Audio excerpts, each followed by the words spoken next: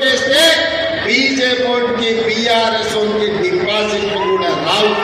ఇవాళ కాంగ్రెస్ వాళ్ళకే కాదు బీఆర్ఎస్ వాళ్ళకు మిర్యాల కూడా మున్సిపాలిటీలో పోటీ చేస్తున్న బీఆర్ఎస్ బీఫామ్ మీద పోటీ చేసిన ఆడబిడ్డలకు కూడా మనం ఆర్టీసీలో ఉచితంగా బస్సు ప్రయాణం ఇచ్చినాం.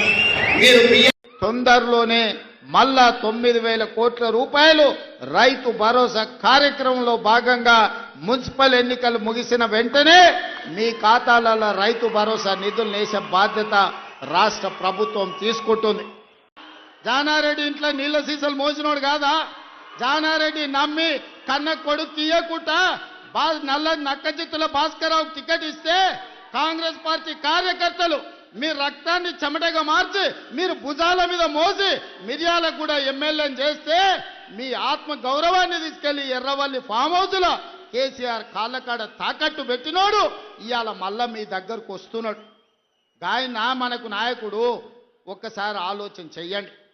ఇవాళ ఈ నక్కజిత్తుల భాస్కర్రావు ఇవాళ మనోళ్ళు నామినేషన్లు వేస్తే బెదిరిస్తుండంట మీరు వాపసు తీసుకోవాలని. చింతపండు అవుతుంది భాస్కర్రావు, నువ్వు అనుకుంటున్నామేమో. ఈ వేదిక మీద ఉన్న మేము ఎవరం జానారెడ్డి లాగా పెద్ద మనసు ఉన్నోళ్ళం కాదు. చింతపండు అవుతుంది నువ్వు అనుకుంటున్నావో, నీ తెలివితేటలన్నీ కత్తిపెట్టు పోతావు. మళ్ళా ఖమ్మం ఇట్లకెళ్ళ కూడా ఉండవు. నువ్వేదో తెలివితేటలు అనుకొని ఇక్కడ ఉన్నోళ్ళని బెదిరిస్తా.